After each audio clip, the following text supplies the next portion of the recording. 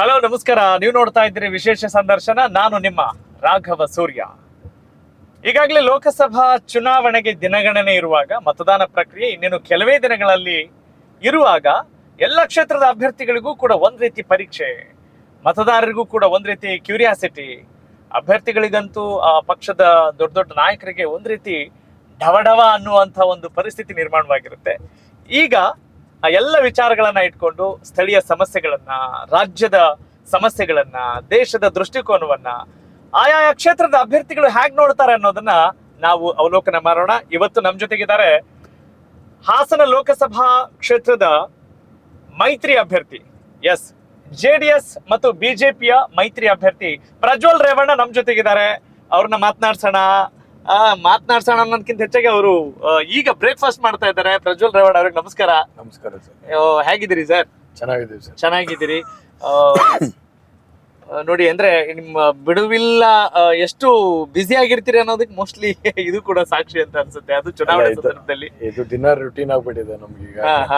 ಯಾಕಂದ್ರೆ ನಾವು ಚುನಾವಣೆಗೆ ಅಂತಲ್ಲ, ಚುನಾವಣೆಗಿಂತ ಮುಂಚೆನೂ ಕೂಡ ಸಾರ್ವಜನಿಕರ ಜೀವನ ಜೊತೆ ಇರ್ಬೇಕು ಅನ್ನೋ ಸಂದರ್ಭದಲ್ಲಿ ನಾವು ತಿಂಡಿ ಊಟ ಅನ್ನೋದ್ ಲೆಕ್ಕಿಸಬಾರ್ದು. ಅವರ ಕಷ್ಟ ಸುಖಕ್ಕೆ ನಾವು ಭಾಗಿಯಾಗಂತದ್ರಲ್ಲಿ ನಾವು ಮುಂದಿರ್ಬೇಕು. ಹಾಗಾಗಿ ಒಂದೊಂದ್ಸರಿ ನಾವು ತಿಂಡಿ ಮನೇಲಿ ಮಾಡಕ್ ಆಗದೆ ಇದ್ರು ಕೂಡ ಕಾರಲ್ಲಿ ಹಂಗೇನೆ ತಿಂಡಿ ಮಾಡ್ಕೊಂಡು ಕಾರ್ಯಕ್ರಮಗಳನ್ನ ಅಟೆಂಡ್ ಮಾಡೋ ಅಂತದ್ ಇರ್ಬೋದು. ಈಗ್ಲೂ ಚುನಾವಣೆ ಇರೋದ್ರಂತೂ ಈ ಸಂದರ್ಭದಲ್ಲಿ ಕೇಳಂಗಿಲ್ಲ. ಹಾಗಾಗಿ ಎಲ್ಲ ಇನ್ನೊಂದು ಇಂಪಾರ್ಟೆಂಟ್ ವಿಚಾರವನ್ನು ಹೇಳಲೇಬೇಕು. ನಾವೀಗ ಈ ಜರ್ನಿನ ಶುರು ಮಾಡಿದ್ದು ಎಲ್ಲಿಂದ ಗೊತ್ತೇ? ಹರದನಹಳ್ಳಿಯ ದೇವಸ್ಥಾನದಿಂದ.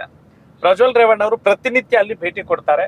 ಭೇಟಿ ಕೊಡದೆ ಬೇರೆ ಯಾವುದೇ ಇಂಟರ್ವ್ಯೂ ಕೊಡೋದಾಗ್ಲಿ ಅಥವಾ ಯಾವುದೇ ಕೆಲಸ ಕಾರ್ಯಗಳನ್ನು ಕೂಡ ಅವರು ಆರಂಭ ಮಾಡಲ್ಲ ಅನ್ನೋ ಮಾತಿದೆ. ಯಾವಾಗಿಂದ ಈ ದೈವ ಭಕ್ತಿ ಇರ್ಬೋದು, ದೇವಸ್ಥಾನಕ್ಕೆ ಬರೋದಿರ್ಬೋದು, ಚಿಕ್ಕಂದಿನಿಂದಲೂ ಇತ್ತ? ತಾವು ತಿಂತ ಮಾತಾಡ್ಬೋದು ಸರ್. ನಾನು ಚಿಕ್ಕ ವಯಸ್ಸಿಂದನೂ ಕೂಡ ನಾನು ಒಬ್ಬ ಶಿವನ್ ಭಕ್ತ ಸರ್. ನಾನು ಅದ್ರಲ್ಲೂ ಕೂಡ ಹರದನಹಳ್ಳಿ ಶಿವ ಅಂದ್ರೆ ನಾನು ಪ್ರತಿ ಸೋಮವಾರನು ಕೂಡ ಮಿಸ್ ಮಾಡ್ದೇನೆ ಎಲ್ಲೂ ಹೋಗಲ್ಲ. ಅಂತದ್ರಲ್ಲಿ ಅದು ಈ ಕ್ಷೇತ್ರದಲ್ಲಿ ಇದ್ರೆ, ಜಿಲ್ಲೆಯಲ್ಲಿ ಇದ್ರೆ, ಇನ್ನ ಕ್ಷೇತ್ರದಲ್ಲಿ ಇದ್ರೆ ಅಂತೂ ಪ್ರತಿ ದಿವ್ಸನೂ ಕೂಡ ಭೇಟಿ ಮಾಡಿ ಶಿವನ ಒಂದು ಆಶೀರ್ವಾದ ತಗೊಂಡು, ದೇವಸ್ಥಾನಕ್ಕೆ ಭೇಟಿ ಮಾಡಿ ಶಿವನ ಆಶೀರ್ವಾದ ತಗೊಂಡು ನಂತರ ಏನೇ ಕಾರ್ಯಾಚರಣೆಗಳಿದ್ರು ಅದ್ರ ಪ್ರಾರಂಭ ಮಾಡ್ತೀನಿ. ನನ್ಗೆ ಗಿಲ್ಟ್ ಆಗ್ತಾ ಇದೆ ನಿಮ್ಮನ್ನ ತಿನ್ನೋಕೆ. ತೊಂದ್ರೆ ಇಲ್ಲ. ಹೇಗೆ ಈಗ ಒಂದು ಹರದನಹಳ್ಳಿ ಅಂತ ಹೇಳಿದ ತಕ್ಷಣ ಅಲ್ಲಿ ನಿಮ್ಮ ಬೇರು ಊರು ಎಲ್ಲವೂ ನಮ್ಮ ತಾತ ಹುಟ್ಟಿದ ಊರದು. ದೇವೇಗೌಡರದು ಒಂದ್ ಚಿಕ್ಕ ಮನೆನೂ ಕಟ್ಟಿದ್ವಿ. ಮೊದ್ಲು ಇದು ಹಂಚಿನ ಮನೆ ಇತ್ತು. ಈಗ ಒಂದ್ ಸ್ವಲ್ಪ ಚಿಕ್ಕ ಮನೆನೂ ಕಟ್ಟಿದೀವಿ. ಈಗ ಅಲ್ಲಿ ಪ್ರತಿದಿನ ನಾನು ಪೂಜೆ ಮಾಡಿ ಶಿವನ ಆಶೀರ್ವಾದ ತಗೊಂಡು, ನನಗೆ ನಾನು ಮೊದ್ಲು ಹೇಳ್ದಂಗೆ ಶಿವ ಭಕ್ತ. ನಾನು ಶಿವನ ಆಶೀರ್ವಾದ ಪಡೆದು ನಂತರ ಏನೇ ಒಂದು ಪ್ರಕ್ರಿಯೆಗಳಿದ್ರು, ಇದು ಬರೀ ಚುನಾವಣೆ ಅಂತಲ್ಲ, ಯಾವುದೇ ಸಂದರ್ಭದಲ್ಲಾಗ್ಲಿ ಒಂದು ನಮಸ್ಕಾರ ಮಾಡಿ ನಂತರ ಹೋಗೋ. ಅಂದ್ರೆ ಮೋಸ್ಟ್ಲಿ ನಿಮ್ಮ ಕುಟುಂಬದಲ್ಲೇ ಅದು ರಕ್ತಗತವಾಗಿ ಬಂದಿದೆ ದೈವ ಭಕ್ತಿ ಅನ್ನೋದು ಅಂತ ಇರ್ಬೋದು. ಅವಧಿನ ಪೂರ್ಣಗೊಳಿಸ್ತಾ ಇದ್ರಿ. ಈಗ 2ನೇ ಬಾರಿ ಅಭ್ಯರ್ಥಿಯಾಗಿ ಕಣಕ್ಕಿಳಿದಿದ್ದೀರಿ. ಹೆಂಗಿತ್ತು? What was the experience? Sir, 5 ವರ್ಷದಲ್ಲಿ ನಾವು ಚುನಾವಣೆ ರಾಜಕೀಯದಲ್ಲಿ ಹೊರಗಿದ್ದಕ್ಕಿಂತ ಈ 5 ವರ್ಷದ ಅನುಭವ ಇದಿಲ್ಲ. ಅಂದ್ರೆ ನಾನು 13 ವರ್ಷ ಆಯ್ತು, ಈಗಾಗಲೇ 14 ವರ್ಷ ಆಯ್ತು ಚುನಾವಣೆ ರಾಜಕೀಯ ಬಂದು. 14 ವರ್ಷದಲ್ಲಿ ಇವಾಗ 5 ವರ್ಷ ಒಬ್ಬ ಸಂಸದನಾಗಿ ಕೆಲಸ ಮಾಡಿದ್ದೀನಿ. ಅದಕ್ಕಿಂತ ಮುಂಚೆ ಒಬ್ಬ ಕಾರ್ಯಕರ್ತನಾಗಿ ಕೆಲಸ ಮಾಡಿದ್ದೀನಿ. ಕಾರ್ಯಕರ್ತನಾಗಿ ಕೆಲಸ ಮಾಡೋದಕ್ಕೂ ಒಬ್ಬ ಸಂಸದನಾಗಿ ಕೆಲಸ ಮಾಡೋದಕ್ಕೂ ಬಹಳ ಜಗಜಾಂತರ ವ್ಯತ್ಯಾಸ. ಹಾಗಾಗಿ ಒಬ್ಬ ಸಂಸದನಾಗಿ ಇವತ್ತು ಇಡೀ ಜಿಲ್ಲಾದ್ಯಂತ ಇವತ್ತು ಯಾವ್ಯಾವ ರೀತಿ ಎಲ್ಲಾ ಸಾಮಾಜಿಕ ನ್ಯಾಯ ಕೊಡಬೇಕು, ರಾಜಕೀಯ ಶಕ್ತಿ ತುಂಬಬೇಕು, ಪ್ರತಿಯೊಂದು ಸಮಾಜನ ಒಟ್ಟಿಗೆ ತಗೊಂಡು ಹೋಗುವಂತ ಕೆಲಸ ಮಾಡಬೇಕು.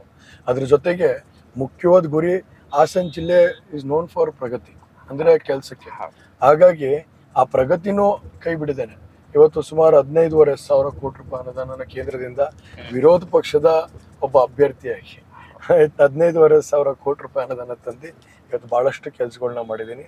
ನನ್ನ ಅನಿಸಿಕೆ ಪ್ರಕಾರ, ಯಾಕಂದ್ರೆ ಯಾವತ್ತೂ ಕೂಡ ನಮ್ಮನ್ನ ನಾವೇ ಹೋಗ್ಲಿಕ್ಕೆ ಹೋಗ್ಬಾರ್ದು. ಆದ್ರೆ ನನಗೊಂದು ಮನ್ಸು ನೆಮ್ಮದಿ ಇದೆ. ನಾನು 5 ವರ್ಷದಲ್ಲಿ ಸಮಗ್ರವಾಗಿ ಕೆಲಸ ಮಾಡಿ ಜನರ ವಿಶ್ವಾಸನ, ಪ್ರೀತಿನ ಗೆದ್ದಿದ್ದೀನಿ ಅನ್ನೋ ಭಾವನೆ. ಅಂದ್ರೆ ಈಗ ನೀವು ಎಷ್ಟೇ ಕೆಲಸ ಕಾರ್ಯಗಳನ್ನ ಮಾಡಿದ್ರು ಕೂಡ ಒಬ್ಬ ಫಸ್ಟ್ ಟೈಮ್ MP ಆದಾಗ ಸಹಜವಾಗಿ ನಿಮ್ಗೆ ಏನು ಎತ್ತ ಅನ್ನೋ ಗೊತ್ತಾಗ್ತಿರಲ್ಲ, ಒಂದಿಷ್ಟು ಹಿರಿಯರ ಮಾರ್ಗದರ್ಶನ ಇರುತ್ತೆ, ಅದು ಬೇರೆ ಪ್ರಶ್ನೆ. ಆದ್ರೆ ಈ ರಾಜಕೀಯವಾಗಿ ಬರುವಂತ ಟೀಕೆ ಟಿಪ್ಪಣಿಗಳನ್ನ ಎದುರಿಸ್ಲಿಕ್ಕೆ ಹೆಂಗ್ ರೆಡಿ ಆದ್ರಿ ನೀವು ಅಂತ? ಸರ್, ಈಗ ನಮ್ಮಲ್ಲಿ ನಮ್ಮ ಜಿಲ್ಲೆಯಲ್ಲಿ ಸರ್ ಬಹಳಷ್ಟು ಕೇಡರ್ ಸಿಸ್ಟಮ್ ಇದೀವಿ ನಾವು. ಇಲ್ಲಿ ಏನಂದ್ರೆ ದೊಡ್ಡವರು ರೇವಣ್ಣ ಸಾಹೇಬ್ರು, ನಂತರ ಬಹಳಷ್ಟು ಸೀನಿಯರ್ಸ್ MLAಗಳು, ನಂತರ ಸೀನಿಯರ್ಸ್ ನಮ್ಮ ಕಾರ್ಯಕರ್ತರುಗಳು, ಮುಖಂಡರುಗಳೆಲ್ಲ ಇದ್ದಾರೆ. ಸೊ ನಾನು ರಾಜಕೀಯದ ಜೀವನ ಪ್ರಾರಂಭ ಮಾಡಿದಾಗ, ಸಂಸದನಾದಾಗ ಒಂದ್ ಸ್ವಲ್ಪ ಮಟ್ಟಕ್ಕೆ ಬಹಳಷ್ಟು ನನಗೆ ರಾಜಕೀಯ ಕುಟುಂಬದಿಂದನೇ ಬಂದಿರೋದ್ರಿಂದ ನನಗೆ ಒಂದಷ್ಟು ಐಡಿಯಾಗಳು ಇತ್ತು ಆಗ್ಲೇ, ಯಾವ ತರ ಹೆಂಗೆ ನಡ್ಕೊಳ್ಬೇಕು, ನಡೆಸಬೇಕು ಅನ್ನೋದ್ರ ಬಗ್ಗೆ ಅಡ್ಮಿನಿಸ್ಟ್ರೇಷನ್.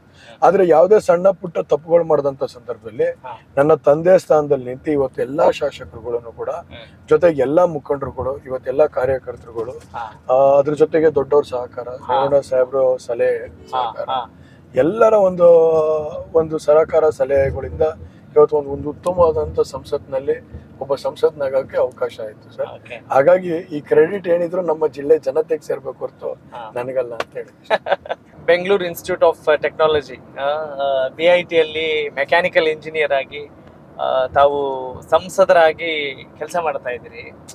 ಏನಾದ್ರು ಮಿಸ್ ಮಾಡ್ಕೊಳ್ತಿದ್ದೀರಾ? ಇಂಜಿನಿಯರ್ ಆಗಿದ್ರೆ ಇನ್ನು ಅದ್ರಲ್ಲಿ ವರ್ಕ್ ಮಾಡಿದ್ರೆ ಚೆನ್ನಾಗಿತ್ತು, ಅಯ್ಯೋ ಎಲ್ಲೋ ಬಂದೆ ಸಿಕ್ಕಾಕೊಂಡೆ ಅಂತ ಫೀಲ್ ಯಾವತ್ತಾದ್ರೂ ಆಗಿದ್ಯಾ? ಇಲ್ಲ, ಯಾವತ್ತೂ ಇಲ್ಲ. ನಮ್ ತಾಯಿ ಒಂದು 3 ಅವಕಾಶ ಕೊಟ್ಟಿದ್ರು. ಒಂದು ಹೊರಗಡೆ ಹೋಗಿ ವಿದ್ಯಾಭ್ಯಾಸ ಮಾಡೋದಕ್ಕೆ, ಎರಡನೇದು ರಾಜಕೀಯ ಮಾಡೋದಾದ್ರೆ ಕಂಟಿನ್ಯೂ ಮಾಡುವಂತ, ಮೂರನೇದು ಒಂದು ಚಿಕ್ಕ ಫ್ಯಾಕ್ಟ್ರಿನೋ ಇಂಡಸ್ಟ್ರಿನೋ ಹಾಕೊಡ್ತೀನಿ, ಅದ್ರ ಮುಖಾಂತರ ಬೆಳ್ಕೊ ಅಂತ 3 ಅವಕಾಶ ಕೊಟ್ಟಿದ್ರು. ಆಗ ನಾನು ರಾಜಕೀಯ ಜೀವನನ ಇಷ್ಟಪಟ್ಟು ಬಂದೆ ನಾನು. ಆದ್ರೆ ಕೆಲವು ಸಂದರ್ಭದಲ್ಲಿ ಅನ್ಸುತ್ತೆ ರಾಜಕೀಯದಲ್ಲಿ ಬಹಳಷ್ಟು ಚಾಲೆಂಜಸ್ ಇರುತ್ತೆ, ಬಹಳಷ್ಟು ಟೀಕೆಗಳಿರುತ್ತೆ, ಬಹಳಷ್ಟು ನಮ್ಮ ಬಗ್ಗೆ ಅಪಪ್ರಚಾರಗಳು ಇರ್ತವೆ. ಆ ಸಂದರ್ಭದಲ್ಲಿ ಏನು ತಪ್ಪು ಮಾಡದೇನೆ ಕೇವಲ ಅಪಪ್ರಚಾರಕ್ಕೆ ಒಳಗಾಗ್ತೀವಲ್ಲ ಅನ್ನೋ ಒಂದು ಭಾವನೆನೂ ಇರುತ್ತೆ. ಹಾಗಾಗಿ ಅವೆಲ್ಲ ನೋವು ಇದ್ರೂ ಕೂಡ ಎಲ್ಲೋ ಒಂದ್ ಕಡೆ, ಆದ್ರೆ ಅದ್ರ ವಿರುದ್ಧವಾಗಿ ಆ ಜನನ ನಮ್ಮಲ್ಲಿ ಪ್ರೀತಿ ಇಡೋ ಅಂತ ಕೆಲಸ ಮಾಡ್ತಾರೆ ನೋಡಿ. ಏನೇ ಒಂದಿದ್ರು ಕೂಡ ಈ ಜನಕ್ಕೆ ಸೇವೆ ಸಲ್ಲಿಸ್ಬೇಕು, ಈ ಜಿಲ್ಲೆ ಜನತೆ ಪರವಾಗಿ ನಿಲ್ಬೇಕು, ಅವ್ರ ಕಷ್ಟ ಸುಖಕ್ಕಾಗಿ ಅವ್ರ ಕಣ್ಣೀರು ಒರೆಸೋ ಕೆಲಸ ಮಾಡಬೇಕು ಅಂತ ದೃಢವಾಗಿ ಮನಸ್ಸು ನಿಂತಿದೆ. ಅಂದ್ರೆ I have chosen proper field ಅಂತ ಅನ್ಸಿದೆ. ಅಂದ್ರೆ ನಿಮ್ ರಾಜಕೀಯದ ಸೆಳೆತ ಜಾಸ್ತಿ ಇದೆ ಅನ್ನೋದಕ್ಕೆ ಬಹುಶಃ ನೀವು ಆಸ್ಟ್ರೇಲಿಯಾದಲ್ಲಿ ಎಂಟಕ್ಕೆ ಹೋಗಿದ್ರಿ. ಹೌದು ಹೌದು. ಆಗ ನಿಮ್ಮ ತಾತನವರಿಗೆ ಸಹಾಯ ಮಾಡ್ಲಿಕ್ಕೆ ಅಂತ ಬರ್ತೀರಿ, ಅವಾಗ ಅದರ ಡಿಸ್ಕಂಟಿನ್ಯೂ ಮಾಡ್ತೀರಿ ಅಲ್ಲಿ. ಆಕ್ಚುಲಿ ನಾವು ಆಸ್ಟ್ರೇಲಿಯಾಗ ಹೋದಂತ ಸಂದರ್ಭದಲ್ಲಿ ನಮ್ಮ ಮನೆಯಲ್ಲಿ ಯಾರಿಗೂ ಇಷ್ಟ ಇರ್ಲಿಲ್ಲ. ನಾವು ಅಮ್ಮಂಗ್ ಮಾತ್ರ ಒಂದ್ ಸ್ವಲ್ಪ ಹೋಗ್ಬೇಕು ಅನ್ನೋದು ಇಷ್ಟ ಆಯ್ತು, ಅಬ್ರಾಡ್ ಆಮೇಲೆ ಡಿಸ್ಕಂಟಿನ್ಯೂ ಮಾಡದಂತ ಸಂದರ್ಭದಲ್ಲಿ ನಮ್ಮ ತಾಯಿಗೆ ಬೇಜಾರಾಗಿದ್ರು. ಬಟ್ ಆದ್ರೆ ನಮ್ ದೊಡ್ಡವ್ರಿಗೆ ಎಲ್ಲರಿಗೂ ಒಂದ್ ಸ್ವಲ್ಪ ಖುಷಿ ಇತ್ತು ಮಾಡ್ಬೇಕು ಅಂತ. ಸೊ ಹಾಗಾಗಿ ಒಂದು ನಮ್ಮ ದೊಡ್ಡವ್ರು ಯಾವತ್ತೂ ಎಕ್ಸ್ಪ್ರೆಸ್ ಮಾಡಿರ್ಲಿಲ್ಲ, ಬಟ್ ಎಲ್ಲೋ ಒಂದ್ ಕಡೆ ಅವ್ರಿಗೆ ಗೊತ್ತಿತ್ತು ಅನ್ಸುತ್ತೆ ರಾಜಕೀಯಕ್ಕೆ ಬರ್ತಾನೆ ಅನ್ನೋ ಒಂದು ಭಾವನೆ. ನಮ್ಮ ತಾಯಿಗಂತೂ ಈ ಫೀಲ್ಡ್ ಇಷ್ಟ ಇರ್ಲಿಲ್ಲ. ನಮ್ಮ ತಾಯಿ ಆಗ್ಲಿ ನಮ್ಮ ಅಜ್ಜಿಗಾಗ್ಲಿ ಈ ಫೀಲ್ಡ್ ಇಷ್ಟ ಇರ್ಲಿಲ್ಲ. ಸೊ ಬೇಸಿಕ್ಲಿ ನಮ್ಮ ತಂದೆಗೂ ಏನಂತ ಆಸಕ್ತಿ ಇರ್ಲಿಲ್ಲ, ಬಂದ್ರೆ ಬರ್ಲಿ ಬಿಟ್ರೆ ಬಿಡ್ಲಿ ಅನ್ನೋದಿತ್ತು. ಬಟ್ ದೊಡ್ಡವ್ರಿಗೆ ಎಲ್ಲೋ ಒಂದ್ ಕಡೆ ಪ್ರೀತಿ ಇತ್ತು, ನನ್ನ ಮೊಮ್ಮಗ ಬರ್ಬೇಕು, ಬಂದ್ರೆ ಒಂದ್ ಸ್ವಲ್ಪ ಒಳ್ಳೆ ಕೆಲ್ಸಗಳು ಮಾಡ್ತಾನೆ, ಒಳ್ಳೆ ಜವಾಬ್ದಾರಿ ತಗೋತಾನೆ, ಓಡಾಡ್ತಾನೆ ಚೆನ್ನಾಗಿ, ಭಾಷಣ ಚೆನ್ನಾಗಿ ಮಾಡ್ತಾನೆ. ಹಾಗಾಗಿ ದೊಡ್ಡವರ ಆಶೀರ್ವಾದ, ನಮ್ಮ ತಂದೆ ತಾಯಿ ಆಶೀರ್ವಾದ, ಎಲ್ಲ ಶಾಸಕರ ಆಶೀರ್ವಾದ ಹಾಗೂ ಎಲ್ಲ ಜಿಲ್ಲೆ ಜನತೆ ಆಶೀರ್ವಾದ ಇಲ್ಲಿಗೆ ತಂದು ನಿಲ್ಸಿ. ಹೆಂಗೆ ಈ ಭಾಷಣ ಎಲ್ಲ ಶಾಲೆಗಳಲ್ಲೆಲ್ಲ ಇತ್ತ, ಶಾಲಾ ಕಾಲೇಜುಗಳಲ್ಲಿ? ನಿಜ ಹೇಳ್ಬೇಕು ಅಂದ್ರೆ ನಾನು ಮೊದಲನೇ ದಿವಸಗಳಲ್ಲಿ ಭಾಷಣ ಮಾಡೋ ಅಂತ ಸಂದರ್ಭದಲ್ಲಿ ಕೆಲವು ಸಂದರ್ಭದಲ್ಲಿ ಸ್ಟೇಜ್ ಫಿಯರ್ ಇತ್ತು. But as I grew, and then once I got the connection with the subject ಬಗ್ಗೆ ಯಾವಾಗ ಇಡ್ತಾ ಬಂತು, ಆಗ ಇಮಿಡಿಯೇಟ್ ಆಗಿ ಆ ಭಾಷಣದ ಬಗ್ಗೆ ಒಂದು ಕಾನ್ಫಿಡೆನ್ಸ್ ಬರೋಕ್ಕೆ ಸ್ಟಾರ್ಟ್ ಆಯ್ತು. ಮೊದಲು ನಮ್ಮನ್ನ ಪಂಚಾಯತಿ ಲೆವೆಲಲ್ಲೋ ಇಲ್ಲ ಗ್ರಾಮಗಳ ಲೆವೆಲಲ್ಲೋ ಹಳ್ಳಿಕಟ್ಟೆ ಮೇಲೆ ಭಾಷಣ ಮಾಡೋ ಅಂತ ಅವಕಾಶ ಕೊಡ್ತಾ ಇದ್ರು. ಇವತ್ತು ಅದಾದ ನಂತರ ಹೋಬಳಿ ಲೆವೆಲಲ್ಲಿ, ಪಂಚಾಯತಿ ಲೆವೆಲಲ್ಲಿ ಭಾಷಣ ಮಾಡೋದು. ಇವತ್ತು ಒಂದು ಜಿಲ್ಲಾ ಲೆವೆಲ್ ಅಲ್ಲಿ, ತಾಲೂಕ್ ಲೆವೆಲ್ ಅಲ್ಲಿ ಭಾಷಣ ಮಾಡ್ತಾ ಇದ್ವಿ. ಪಾರ್ಲಿಮೆಂಟ್ ಅಲ್ಲಿ ಭಾಷಣ ಮಾಡಕ್ ಶುರು ಮಾಡಿದ್ವಿ. ನಂತರ ಸ್ಟೇಟ್ ಲೆವೆಲ್ ಭಾಷಣ ಮಾಡಕ್ ಸ್ಟಾರ್ಟ್ ಮಾಡಿದ್ವಿ. ಎಲ್ಲೋ ಒಂದ್ ಕಡೆ ಆ ಜರ್ನಿ ಇದೆಯಲ್ಲ, it is a healthy growth ಅಂತೀನಿ. ಯಾಕಂದ್ರೆ ನಾವು ದೊಡ್ಡದಾಗ ಒಂದೇ ಸರಿ ಮೇಲ್ಗಡೆ ವೇದಿಕೆಗೆ ಹೋಗ್ಲಿಲ್ಲ, ಕೆಳಮಟ್ಟದ ವೇದಿಕೆ ಹಂತವಾಗಿ ಜನರು ವಿಚಾರಗಳನ್ನ ತಿಳ್ಕೊಂಡು ಆ ಅಲ್ಲಲ್ಲಿನ ಸಮಸ್ಯೆಗಳನ್ನ ತಿಳ್ಕೊಂಡು ಮೇಲ್ ಬರೋಂತ ಕೆಲಸ ಮಾಡಿ. ಹಾಗಾಗಿ ಒಂದು ಒಳ್ಳೆ ಇಡ್ತಾ ಬಂದು ಇವತ್ತು ಭಾಷಣದಲ್ಲಿ ಎಲ್ಲ ಚೆನ್ನಾಗಿ ಅಂದ್ರೆ ವಿಚಾರ ವಿನಿಮಯಕ್ಕೂ ಕೂಡ ಒಂದಷ್ಟು ಕಲೆ ಬೇಕಾಗುತ್ತೆ. Fine, I do agri. ಹಾಗೇನೆ ನೀವು ಜನರ ವಿಚಾರ, ಜನರ ಸಮಸ್ಯೆ ಅಂದ ತಕ್ಷಣ ನೆನಪಾಯ್ತು.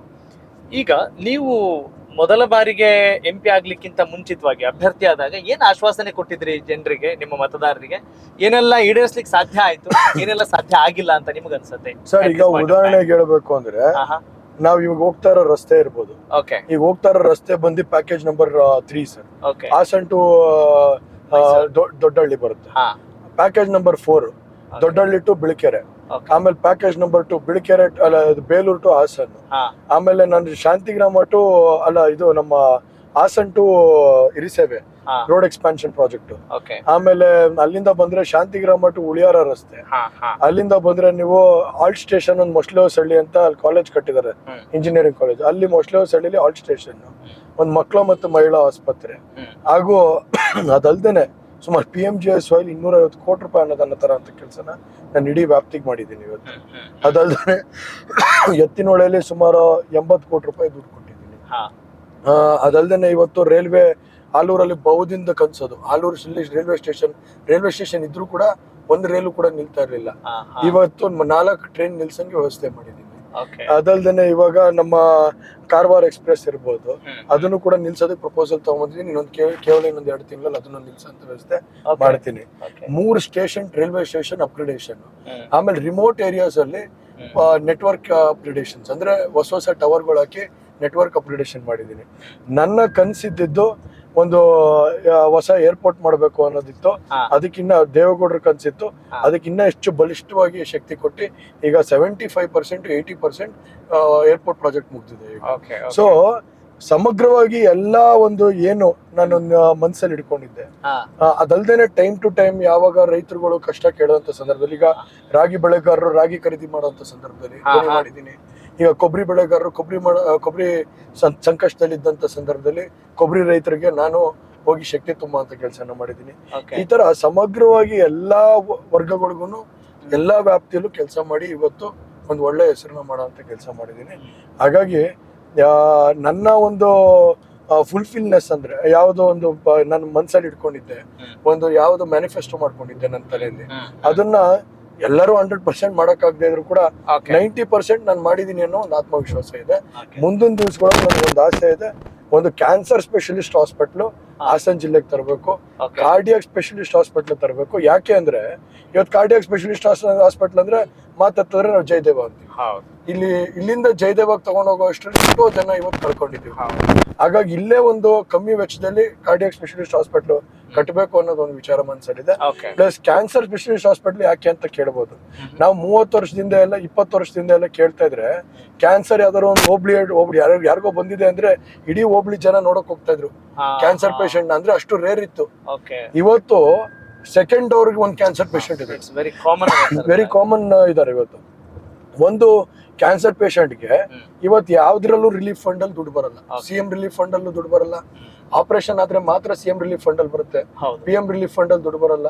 ಸೊ ಹಾಗಾಗಿ ಟ್ರೀಟ್ಮೆಂಟ್ಗೆ ಅಂತ ದುಡ್ಡಿಲ್ಲ ನಮ್ಮಲ್ಲಿ, ಎಲ್ಲೂ ಕೂಡ ಕೊಡಲ್ಲ. ಇವತ್ತು ಏನಾಗ್ತಿದೆ, ಒಬ್ಬ ಕೀಮೋಥೆರಪಿ ಮಾಡಿಸ್ಬೇಕು ಅಂದ್ರೆ ಕನಿಷ್ಠ ಪಕ್ಷ ಒಂದು 10 ಕೀಮೋಥೆರಪಿ ಮಾಡಿಸ್ಬೇಕಾಗತ್ತೆ. ಒಂದು chemotherapy will cost you around 60,000. So 10 chemotherapies ಅವ್ನು ಮುಗಿಸೋ ಅಷ್ಟರಲ್ಲಿ 6 ಲಕ್ಷ ರೂಪಾಯಿ ಖರ್ಚಾಗತ್ತೆ. 6 ಲಕ್ಷ ರೂಪಾಯಿ ಖರ್ಚಾದ್ರೆ ಒಬ್ಬ ರೈತ ಎಲ್ಲಿಂದ ತರ್ತಾನೆ? ಜೀವದ ಮೇಲೆ ಆಸೆನೆ ಬಿಟ್ಬಿಟ್ಟಿದ್ದಾನೆ. ಕ್ಯಾನ್ಸರ್ ಬಂತು ಅಂದ್ರೆ ಜೀವದ ಮೇಲೆ ಆಸೆ ಬಿಟ್ಬಿಟ್ಟಿದ್ದಾನೆ. ಆದ್ರೆ ಅವ್ರಿಗೆ ಆಶಾಕಿರಣವಾಗಿ ಒಂದು ಆತ್ಮವಿಶ್ವಾಸ ತುಂಬುವಂತ ಕೆಲಸ ಮಾಡಬೇಕು. ಕ್ಯಾನ್ಸರ್ ಸ್ಪೆಷಲಿಸ್ಟ್ ಹಾಸ್ಪಿಟಲ್ ತಂದು ಕಮ್ಮಿ ವೆಚ್ಚದಲ್ಲಿ ಅಂದ್ರೆ 10,000 ರಿಂದ 12,000 ರೂಪಾಯಿ ಮಾತ್ರ ಒಂದು ಕೀಮೋಥೆರಪಿ ನಡೆಯುವಂತ ಕೆಲಸನ ಮಾಡಿ ಅವ್ರಿಗೆ ಮತ್ತೊಮ್ಮೆ ಜೀವದ ಮೇಲೆ ಒಂದು ಶಕ್ತಿ ತುಂಬುವಂತ ಕೆಲಸನ ಮಾಡಿ ಅವ್ರ ಆರೋಗ್ಯವನ್ನ ಶಕ್ತಿಗೊಳಿಸುವಂತ ಕೆಲಸನ ಮಾಡಬೇಕು ಅನ್ನೋ ದೂರದೃಷ್ಟಿ ಇಟ್ಟು. ಅದು ನಿಮ್ಮ ಮೊದಲ ಆದ್ಯತೆ ಆಗಿದೆ. ಹೌದು. ನಿಜ, ಜನನಾಯಕರಿಗೆ ಬಹಳಷ್ಟು ಸವಾಲುಗಳು ಇರುತ್ತವೆ. ಯಾಕಂತ ಹೇಳಿದ್ರೆ ಅಂದುಕೊಂಡ ಹಾಗೆ ಎಲ್ಲಾ ಕೆಲಸಗಳನ್ನ ಮಾಡ್ಕೊಳ್ಳೋದು ಕೂಡ ಅಷ್ಟು ಸುಲಭ ಇರಲ್ಲ. ಅಂಥದ್ರಲ್ಲಿ ನಾವು ಸುಮಾರಷ್ಟು ಕೆಲಸಗಳು ಮಾಡಿದೀವಿ ಅಂತ ಹೇಳ್ಕೊಳ್ಳೋಕೆ ಒಂದು ಹೆಮ್ಮೆ ಇರುತ್ತೆ. ಆದ್ರೆ ಹಾಸನ ಅಂತ ಬಂದಾಗ ಜ್ವಲಂತ ಸಮಸ್ಯೆಗಳು ಇನ್ನೂ ಜೀವಂತವಾಗಿದ್ದಾವೆ ಅನ್ನೋ ಮಾತು ಕೂಡ ಇದೆ. ಎಸ್ಪೆಷಲಿ ಈ ಕಾಡಾನೆ ಸಮಸ್ಯೆಗೆ ಸಂಬಂಧಪಟ್ಟ ಹಾಗೆ, ಆಮೇಲೆ ಹೇಮಾವತಿ ಜಲಾಶಯ ನಿರಾಶ್ರಿತರ ಹಕ್ಕು ಪತ್ರ ವಿತರಣೆಗೆ ಸಂಬಂಧಪಟ್ಟ ಹಾಗೆ ಒಂದಷ್ಟು ಅಲ್ಲಲ್ಲಿ ಕೂಗಿದ್ದೇ ಇದಾವೆ. ಅಂದ್ರೆ ಇದು ಯಾವಾಗ್ಲೂ ಇರುವಂತ ಸಮಸ್ಯೆಗಳು ಅನ್ನೋ ಥರದಲ್ಲಿ ಸ್ಥಳೀಯ ಮಟ್ಟದಲ್ಲಿ ಕಂಡು ಬರ್ತಾ ಇದೆ. ಇದನ್ನ ಹೇಗೆ ನೀವು ನೋಡ್ತೀರಿ, ಇದನ್ನ ಹೇಗೆ ಹ್ಯಾಂಡಲ್ ಮಾಡ್ತಾ ಇದ್ದೀರಿ ತಾವು? ಸರ್, ನಾನು MP ಆಗಿ ಮೊದಲನೇ ವರ್ಷದಲ್ಲಿ HRP ವಿಚಾರ ಬಂದಾಗ, ನೀವು HRP ಹೇಳ್ತೀರಾ, HRP ವಿಚಾರ ಬಂದಾಗ ಅವಾಗ ರಕ್ಷಿತ್ ಅಂತ AC ಇದ್ರು. ಬಹಳಷ್ಟು ಜೆನ್ಯೂನ್ ಕೇಸ್ಗಳನ್ನ ತಗೊಂಡು ಅವತ್ತು HRP ಲ್ಯಾಂಡ್ ಅಲ್ಲಿ ಸಾಲ್ಯೂಷನ್ ಮಾಡಿ ತುಂಬಾ ಜನಕ್ಕೆ ಜಮೀನ ಕೊಡ್ಸೋಂತ ಕೆಲಸನ ಮಾಡಿದ್ರು. ಅಲ್ಲಿ ಏನಾಗಿದೆ, ನಮ್ಮಲ್ಲಿ ಮುಳುಗಡೆ ಸರ್ಟಿಫಿಕೇಟ್ ಇರೋರು, ಮುಳುಗಡೆ ಆಗಿರೋಂಥವ್ರು, ಜೆನ್ಯೂನ್ ಆಗಿ ಮುಳುಗಡೆ ಆಗಿರೋಂಥವ್ರು 27,000ದಿಂದ 26,000 ಕೇಸಸ್ ಇದೆ, ಓಕೆ, ಸರ್ಟಿಫಿಕೇಟ್ಸ್ ಇದೆ.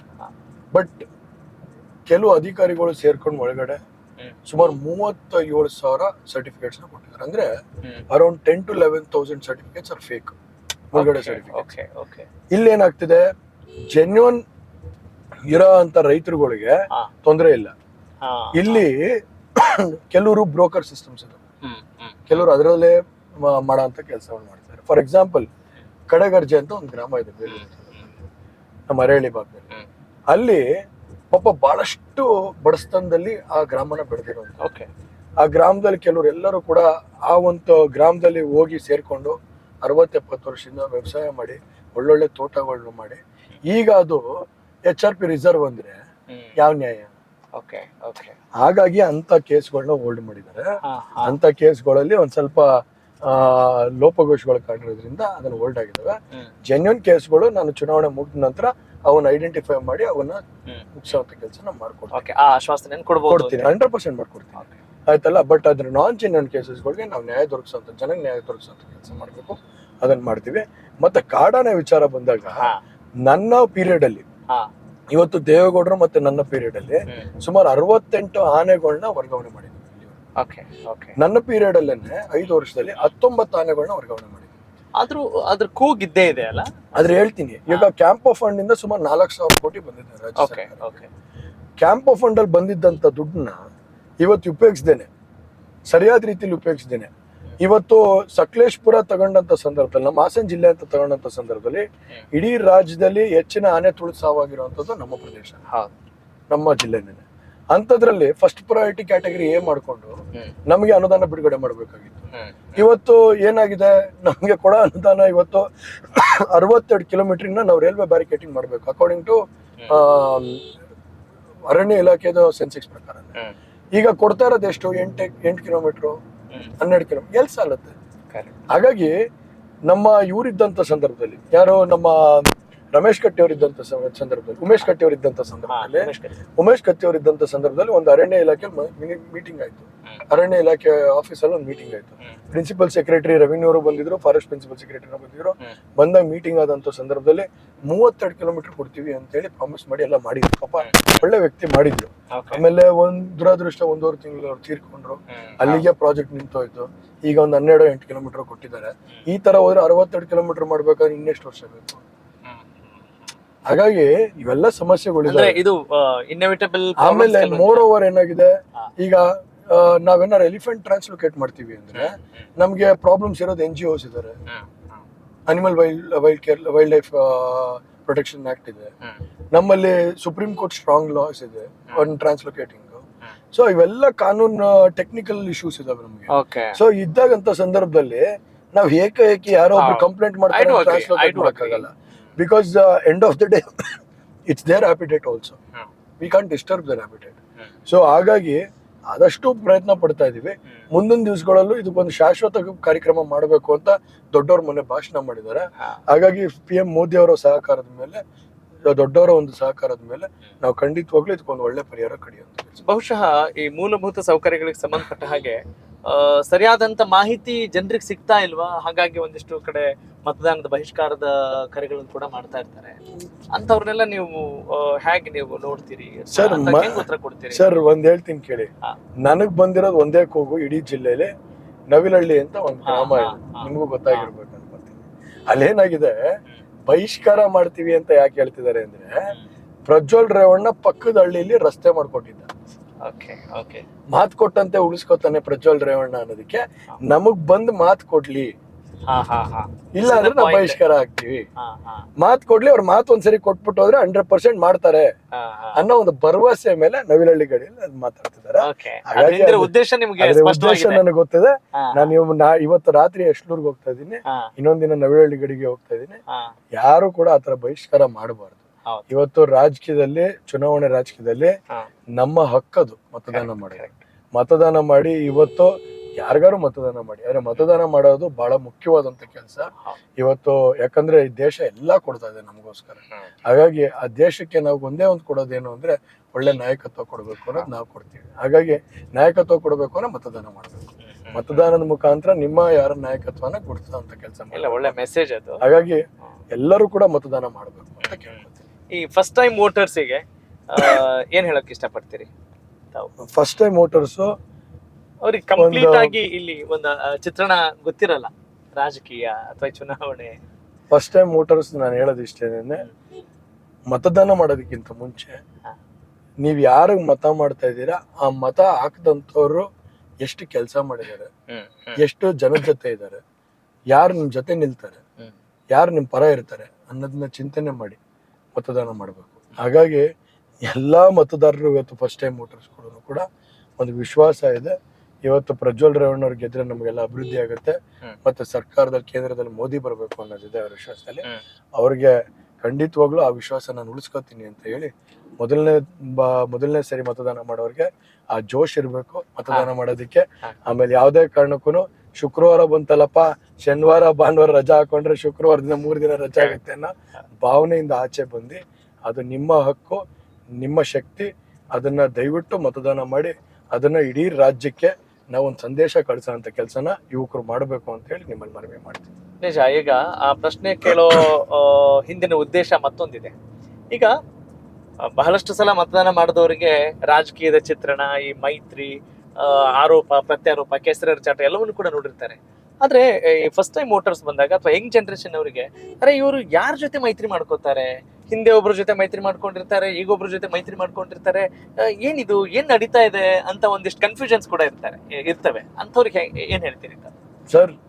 ಇವತ್ ಫಸ್ಟ್ ಟೈಮ್ ವೋಟರ್ಸ್ ಯಾರು ಕನ್ಫ್ಯೂಷನ್ ಅಲ್ಲಿ ಇಲ್ಲ ಅಂತೀರಿ? ನಮ್ಗಿಂತ ಬುದ್ಧಿವಂತರಿದ್ದಾರೆ. ಬಹಳಷ್ಟು ಯಾರು ಪ್ರಗತಿ ಮಾಡ್ತಿದ್ದಾರೆ, ಯಾರು ದಿನನಿತ್ಯ ನಮ್ಮ ಹುಡುಗರ ಜೊತೆ ಇರ್ತಾರೆ, ಯಾರು ದಿನನಿತ್ಯ ಯಂಗ್ಸ್ಟರ್ಸ್ ಗಳಿಗೆ ಇಂಟ್ರಾಕ್ಟ್ ಮಾಡಿ ಅವ್ರಿಗೆ ಸಹಕಾರ ಕೊಡ್ತಾರೆ, ಸಹಾಯ ಮಾಡ್ತಾರೆ, ಅಂತವ್ರ ಜೊತೆ ನಿಲ್ಲ ಅಂತ ಕೆಲ್ಸನ ಗಟ್ಟಿಯಾಗಿ ಮಾಡ್ಬಿಡ್ತಾರೆ.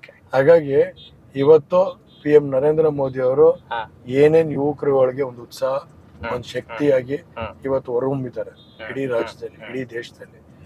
ಅದು ನಮ್ಮ ಯಂಗ್ಸ್ಟರ್ಸ್ ಇವತ್ತು ನೋಡ್ತಾ ಇದ್ದಾರೆ. ಫಸ್ಟ್ ಟೈಮ್ ವೋಟರ್ಸ್ ಎಲ್ಲರೂ ಕೂಡ ಈ ಸರಿ ನರೇಂದ್ರ ಮೋದಿ ಮತ್ತೊಮ್ಮೆ ಪ್ರಧಾನಮಂತ್ರಿ ಆಗ್ಬೇಕು ಅನ್ನೋ ವಿಶ್ವಾಸನ, ಮತ್ತೆ ಪ್ರಜ್ವಲ್ ರೇವಣ್ಣ ಅವರು ನಮ್ಗೆ ಹಾಸನ ಜಿಲ್ಲೆಯಲ್ಲಿ ಬೇಕು ಅನ್ನೋ ವಿಶ್ವಾಸನ ಆಗ್ಲೇ ಮಂಡನೆ ಮಾಡ್ತಿದ್ದಾರೆ. ಓಕೆ, ಯಾಕಾಗಿ ಮೋದಿ ಪ್ರಧಾನಿ ಆಗ್ಬೇಕು? ಮೋದಿ ಅವ್ರಿಗೋಸ್ಕರ ಯಾಕೆ ಪ್ರಜ್ವಲ್ ರೇವಣ್ಣ ಅವ್ರಿಗೆ ವೋಟ್ ಹಾಕ್ಬೇಕು? ಸರ್, ಈಗ ಕೆಲವರು ಹೇಳ್ತಾರೆ, ಯಾರೋ ಒಬ್ರು ಕೇಳ್ತಾ ಇದ್ರು, ನಿಮ್ ಮೋದಿ ಹೆಸರು ಯಾಕೆ ಹೇಳ್ತೀರಾ ವೋಟ್ ಕೇಳ್ಬೇಕಾರೆ, ನಿಮ್ದು ಕೆಲ್ಸಗಳು ಮಾಡಿದೀರಾ ಅಂತ. ನಾನು ಒಂದ್ ಮಾತು ಕೇಳ್ತೀನಿ, ನಾವು ಮೋದಿ ಅವ್ರ ಹೆಸರು ನಾವೇನೋ ಹೇಳ್ಕೊಂತೀವಿ, ಕಾಂಗ್ರೆಸ್ ಅವರು ಯಾರ್ದಾರ ಹೆಸರು ಹೇಳಿ, ನಾವೇನ್ ಬೇಡ ಅಂತ ಇದೀವ? ಚರ್ಚೆನೆ ಬೇಡ ಅಲ್ಲ? ಅಭ್ಯರ್ಥಿನೂ ಮಹತ್ವ ಇದೆ, ಅದ್ರ ಮೇಲ್ಗಡೆ ಮೋದಿ ಅವರ ಕೆಲಸ ಕಾರ್ಯಗಳು ಅದ್ರ ಮೇಲೆ ವಿಶ್ವಾಸ ಇದೆ. ಹಾಗಾಗಿ ನಾವ್ ಎರಡು ಹೆಸರು ಹೇಳ್ಕೊಂಡು ಓಡಾಡ್ತಾ ಇದೀವಿ, ಅವರಲ್ಲಿ ಆ ವಿಶ್ವಾಸ ಹಂಗಾರೆ ಕಾಣ್ತಾ ಇಲ್ವಾ? ಹಾಗಾಗಿ ಯೋಚನೆ ಮಾಡ್ಬೇಕು.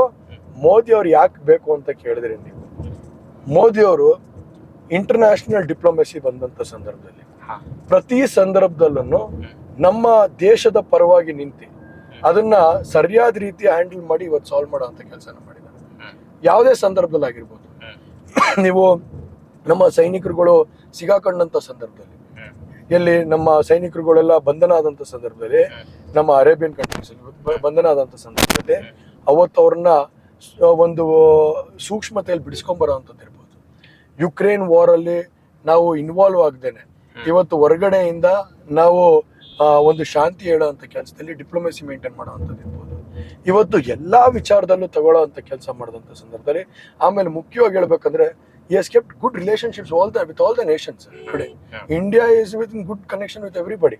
ಇವತ್ತು ನಿಜ ಹೇಳ್ಬೇಕು ಅಂದ್ರೆ ಕೋವಿಡ್ ಸಂದರ್ಭದಲ್ಲಿ ನಮ್ಮ ದೇಶಕ್ಕೆ ವ್ಯಾಕ್ಸಿನೇಷನ್ ಕೊಡೋದಲ್ದೇನೆ ರಷ್ಯಾಗೂ ಕೂಡ ದುಡ್ಡು ಕೊಡೋ ಮುಖಾಂತರ, ಆಮೇಲೆ ಮಾಲ್ಡೀವ್ಸ್ ಅಲ್ಲಿ ದುಡ್ಡು ಕೊಡೋ ಮುಖಾಂತರ, ಮಾರಿಷಸ್ಗೆ ದುಡ್ಡು ಕೊಡೋ ಮುಖಾಂತರ, ಭೂಟಾನ್ಗೆ ದುಡ್ಡು ಕೊಡೋ ಮುಖಾಂತರ ಎಲ್ಲಾರನ್ನು ವಿಶ್ವಾಸ ಗೆಲ್ಲ ಒಂದು ಕೆಲಸನ ಇವತ್ತು ನರೇಂದ್ರ ಮೋದಿ ಅವರು ಏನ್ ಮಾಡಿದ್ದಾರೆ, ಈ ಇಂಟರ್ನ್ಯಾಷನಲ್ ಡಿಪ್ಲೊಮೆಸಿ, ಇಂಟರ್ನ್ಯಾಷನಲ್ ಅಲ್ಲಿ ಒಂದು ನಮ್ಮ ದೇಶನ ಎತ್ತಿಡಿಯುವಂಥದ್ದು ಒಂದು ಮ್ಯಾಪ್ ಅಲ್ಲಿ ಇವತ್ತು ನಮ್ಮ ದೇಶನ ಮೇಲ್ ತಗೋಬರುವಂಥದ್ದು ಇದೆಯಲ್ಲ, ಇದು ನಮಗೆ ಬೇಕಾಗಿತ್ತು, ಐಡೆಂಟಿಟಿ ಬೇಕಾಗಿತ್ತು.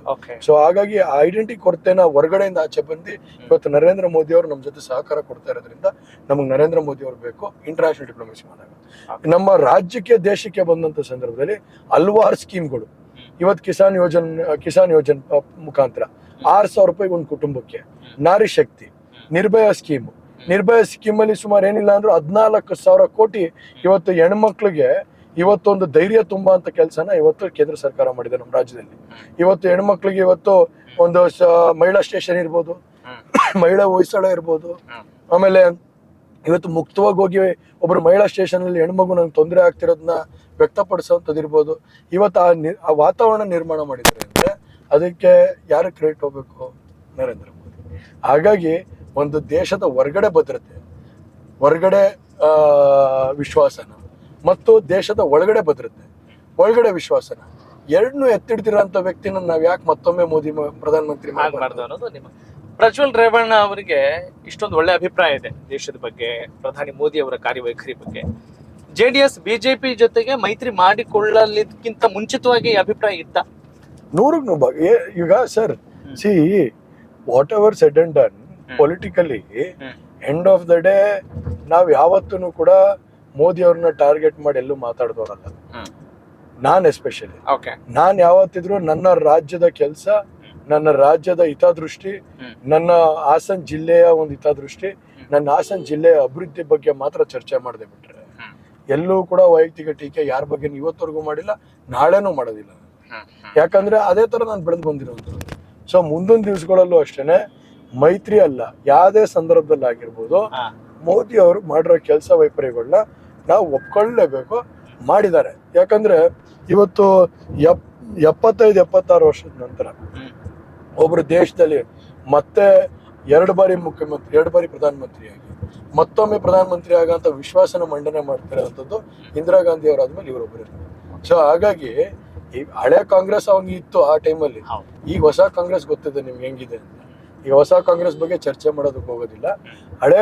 ಇವತ್ತು ಹೊಸ ಬಿಜೆಪಿ ಏನಿದೆ, ಹಳೆ ಬಿಜೆಪಿ ಏನಿತ್ತು, ಹೊಸ ಬಿಜೆಪಿ ಏನಿತ್ತು, ಎರಡು ಬಿಜೆಪಿಯ ಒಂದು ಕಾರ್ಯರೂಪಿಗಳೇನಿದೆ, ಇವತ್ತು ದೇಶನ ಕಟ್ಟಬೇಕು, ದೇಶ ಭದ್ರತೆಗೋಸ್ಕರ ನಾವು ಓಡಾಡಬೇಕು, ನಮ್ಮ ದೇಶನ ಉಳಿಸ್ಕೊಳ್ಳೋ ಅಂತ ಕೆಲಸನ ನಾವು ಮಾಡೋ ಅಂತ ಕೆಲಸ ಮಾಡಬೇಕು. ದೇಶದಲ್ಲಿ ಜನ ನೆಮ್ಮದಿಯಾಗಿರ್ಬೇಕು.